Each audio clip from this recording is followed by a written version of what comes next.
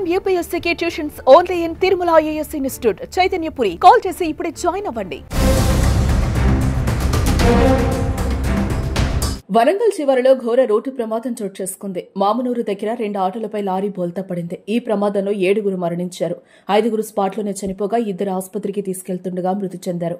లారీలో ఇనుపరాడ్లు ఉండడంతో వాటి కింద ఆటోలో ప్రయాణికులు చిక్కుకుని దుర్మరణం పాలయ్యారు. మరికొందరు ఇనుప స్తంభాల కింద ఇరుక్కుపోయారు, తీవ్రంగా గాయపడ్డారు. మృతి చెందిన వారిలో మహిళలతో పాటు ఓ బాలుడు కూడా ఉన్నాడు.